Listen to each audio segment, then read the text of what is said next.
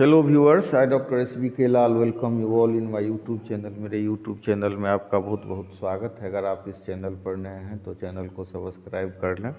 आज का वीडियो हमारा है नॉर्थ इंडिया, जो मौर्य और शुंग वंश के बाद जो नॉर्थ इंडिया की स्थिति हुई उस पर ये वीडियो है। तो हम इस वीडियो में जानेंगे कि नॉर्थ इंडिया में मौर्य वंश के पतन के बाद फिर पुष्यमित्र शुंग ने शुंग डायनेस्टी लाया था और उसके बाद बहुत सारे आक्रमणकारी सब आए भारत में। लेकिन एक ख़ास बात यह है कि सारे आक्रमणकारी भारत में शिफ्ट हो गए और यहाँ अपना राजपाट संभालने लगे, यहाँ राजधानी बनाई और एक मिश्रित कल्चर की भी स्थापना हुई। और यहाँ के लोगों के रहन सहन में, नाट्य शास्त्र में, आर्किटेक्ट में और सिक्का ढालने में, पहनावा ओढ़ावा में, कुछ शब्दों के प्रचलन में ये बहुत सारा प्रभाव हुआ। तो इस चैप्टर में हम इन्हीं चीज़ों का अध्ययन करेंगे कि north India after Maurya and Shunga वंशाज। तो हम देख सकते हैं कि नॉर्थ इंडिया में जो मौर्य साम्राज्य की स्थापना हुई थी वो बहुत बड़ा साम्राज्य का मतलब क्षेत्र था। आप देख सकते हैं अफ़गानिस्तान और मतलब पाकिस्तान, ये सब सारा क्षेत्र इसमें आता था और दक्षिण भारत के भी बहुत बड़े क्षेत्र तक इसका प्रभाव हो गया था। लेकिन इसके बाद क्या हुआ कि जब अशोका का मतलब बौद्ध धर्म के प्रति झुकाव हुआ और अहिंसावादी ये लोग हो गए और उसके सम्राट जब दुर्बल होने लगे तो दुर्बल होने के बाद क्या हुआ कि इनका कोई मतलब देख रेख करने वाला नहीं था। और जो विदेशी ताकत, विदेशी जो शासक आए वो बहुत दल बल के साथ, एडवांस टेक्नोलॉजी भी था उनके साथ और वो बहुत हिम्मत से लड़ते हुए उत्तर पश्चिमी भाग पर कब्जा किया। तो मौर्य वंश के कमज़ोर शासक इनका सामना नहीं कर सके। साम्राज्य बड़ा था लेकिन शासक कमज़ोर थे, तो उत्तर पश्चिमी क्षेत्र से विदेशी आक्रमण हुआ। भारत का पश्चिमी हिस्सा विदेशी आक्रमणकारियों के हाथ में आया और इन आक्रमणकारियों में जो मुख्य रूप से इसमें हम इस वीडियो में अध्ययन करेंगे वो है बैक्ट्रिया, या जिसको हम ग्रीक या यवन कहते हैं, फिर शक शासक, फिर पहलवी और कुषाण। इसमें हम ये भी देखेंगे कि ये शासक लोग भारत से धन लूट करके नहीं ले गए, यहीं पर साम्राज्य की स्थापना की। इनके बारे में भी परिचय हमको मिलेगा। तो सबसे पहले जो शुंग वंश के बाद हम देखेंगे कि ग्रीक, इंडो ग्रीक, शका और पार्थियन, इन सब का आक्रमण हुआ। देवर में invasions in north after the fall of the Shungas. Kalinga and Andhra Pradesh became independent. तो कलिंग और आंध्र प्रदेश जैसे जो साम्राज्य के अंग थे मौर्य साम्राज्य के, वो अपने आप को स्वतंत्र घोषित कर दिए। फिर हम देखेंगे कि अलग अलग वंश के बारे में भी थोड़ी सी हमको जानकारी मिलेगी। और इस वीडियो में हम जो मतलब पार्थियन शासक सब आए, पार्थियन आक्रमणकारी आए, उसके बारे में हम चर्चा नहीं करेंगे। तो शुंग डायनेस्टी का सर्वाधिक महत्वपूर्ण राजा जो संस्कृत से भी प्यार करने वाला था और जिसका स्रोत हमको जूनागढ़ एडिक्ट से मिलता है, जो इनग्रेव्ड है गिरनार में, और जूनागढ़ गुजरात में पड़ता है। तो रुद्रदामन बहुत ही महान राजा हुआ शक वंश का। 130 से 150 CE तक उसने शासन किया था। तो उसके बारे में जो जानकारी मिलती है वो जूनागढ़ स्रोत से। और उसके राज्य में शांति समृद्धि थी, बहुत प्रोस्पेरिटी थी। उसको सलाह देने के लिए काउंसिल ऑफ मिनिस्टर्स थे।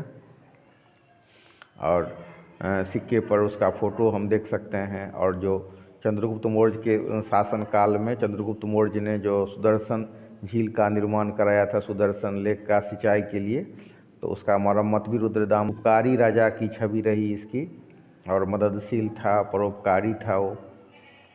इसके बाद शक डायनेस्टी, शक के बाद पार्थियन और उसके बाद कुषाण आए। तो कुषाण जो शासन हुआ 78 से लेकर के 123 CE तक, वेस्टर्न चाइना के केन प्रांत से आने वाले थे। उनको चाइना में यूनची का नाम से जाना जाता था। तो चाइना के हुन्स के द्वारा ये पराजित हो गए और वहाँ से पराजित होकर के वहाँ से ये लोग भाग निकले और भारत में इनका आगमन हुआ। और भारत में आगमन होने के बाद उन्होंने एक बड़े भूभाग पर कब्जा किया, जीता और फिर यहाँ पर राज्य स्थापित किया। सिंध, पंजाब, गंगा के किनारे वाले जो कुछ राज्य थे, कुछ भाग थे, यहाँ ये बस गए।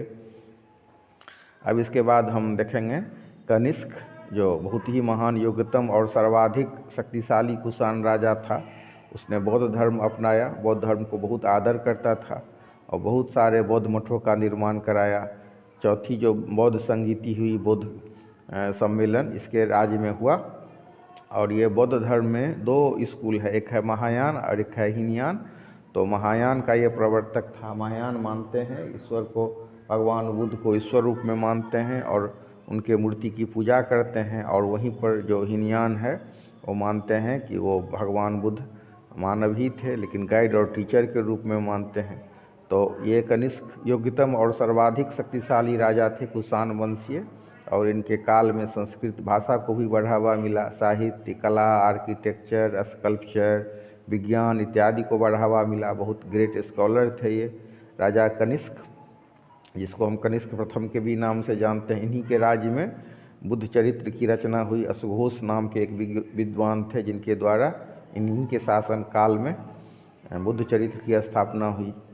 और इसके बाद ये भी प्रमाण मिलता है कि कुषाण वंशीय जो शासक थे वो हिंदू हो गए थे। भारत में अंतिम कुषाण राजा के रूप में जाना जाता है वसुदेव को।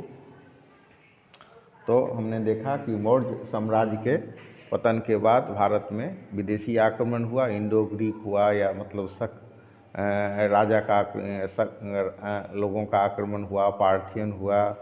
तो यहाँ पर हम देख सकते हैं कि इंडो ग्रीक लोग जो है वो यूनान से आए थे, और शक राजा लोग थे वो सेंट्रल एशिया से आए थे, और पार्थियन ईरान से आए थे, और कुषाण चाइना से आए थे। तो इनका ये विवरण है कि ये बाहर से कैसे आए थे। अब हम चर्चा कर रहे हैं मिलिंद का। मिलिंद भी बुद्ध धर्म को एडेप्ट कर लिए थे। रूल्ड ओवर पंजाब और कश्मीर और पंजाब पर इन्होंने शासन किया। और शासन कहाँ से करते थे, तो एक खास बात है कि हमने देखा मौर्य वंश का जो साम्राज्य था वो पटना से शासन करता था, लेकिन ये शासन करते थे मिलिंद, गंधार से। His coins have been found in many parts of North India, लेकिन इनके जो कॉइन हैं वो भारत में बहुत सारे जो नॉर्थ इंडिया के पार्ट हैं वहाँ से मिला। तो इस तरह से इनके बारे में जानकारी मिलती है शिलालेख के माध्यम से, या मतलब कॉइन के माध्यम से। बहुत इम्पोर्टेंट स्रोत है इनके बारे में जानने का।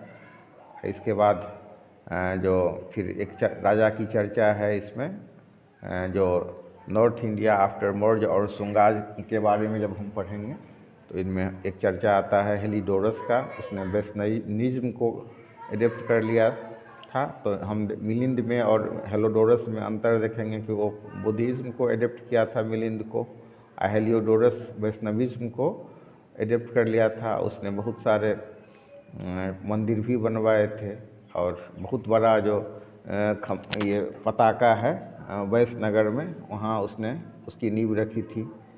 तो इसका जो कंट्रीब्यूशन, अगर इन राजाओं के हम कंट्रीब्यूशन की बात करें तो नाट्यशास्त्र में, कॉइनेज में, स्कल्पचर, फिलॉसफी और व्यापार में इनका बहुत बड़ा योगदान है।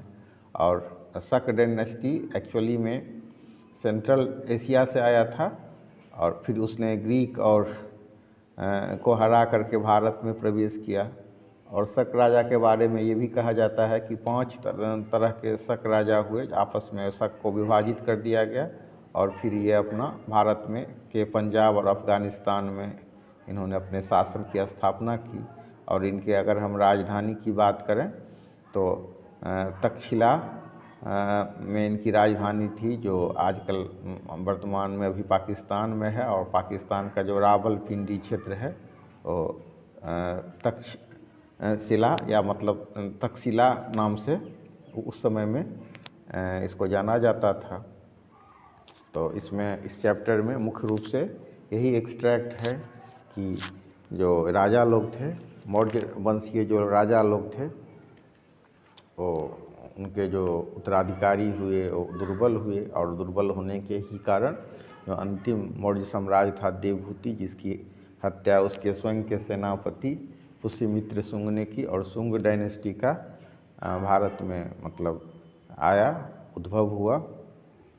और उसके बाद जो हम देख सकते हैं कि क्या सब इम्पैक्ट पड़ा शासन में, effect of contact between Central Asia and North India. तो भारत में यूनानी, शक, पार्थियन, कुषाण आए और उनके भारत में आने का व्यापक प्रभाव पड़ा। पहले भारतीय जो अनस्टिच्ड क्लॉथ ही पहनते थे, मतलब वो टाँके हुए कपड़े नहीं पहनते थे, सिलाए वस्त्र का धारण भारत में लोग नहीं करते थे। लेकिन कुषाण वंशीय जब शासक आए तो स्टिच्ड वस्त्र यहाँ के लोग पहनने लगे। ये इन्होंने बहुत अच्छे तरह का परिमार्जित इनका सिक्का भी था। ये लॉन्ग कोट पहनते थे, लॉन्ग बूट्स पहनते थे, ट्राउज़र पहनते थे और ट्यूनिक्स मतलब लंबा गाउन होता है वो पहनते थे। फिर हेलमेट का प्रचलन हुआ। तो हेलमेट पहनने से क्या लाभ होता था कि लड़ाई में भी जब तलवार से लड़ाई लड़ी जाती थी तो उसे सुरक्षा मिलता था। तो इस तरह से जो मुख्य रूप से जो शासन नॉर्थ इंडिया में मौर्य के बाद जो वंश सब आए, विदेशी आक्रमणकारी लोग आए, उसमें आए इंडो ग्रीक, शक, पार्थियन और कुषाण, और ये भारत में ही रच बस गए और भारत के विकास में भी इनका योगदान है। और इन्होंने एक साम्राज्य की भी स्थापना की। बहुत कुछ राजा तो बहुत कल्याणकारी हुए और संस्कृत जैसे जो भाषा था इनके साथ भी इनका लगाव बना रहा। तो इस तरह से जो मौर्य वंश के जो कमज़ोर शासक थे और इतने बड़े साम्राज्य को नहीं संभाल पाए तो विदेशी आक्रमणकारी यहाँ पर आए। और सबसे बड़ी बात है कि अब वो विदेशी नहीं रहे, भारत में रच बस गए और यहाँ पर जितना कोई देशी राजा कर सकता था वैसा ही उन्होंने भी शासन चलाया। उन्होंने भी वो कोई बौद्ध धर्म तो कोई वैष्णव धर्म को अडेप्ट कर लिए। और ख़ास बात तो ये है कि कुछ जैसे अगर हम कनिष्क वंशीय शासक की बात करें तो पहले तो ये बुद्ध थे, बाद में ये हिंदू हो गए और ऐसा सर्वधर्म समभाव की भी नींव पड़ी थी।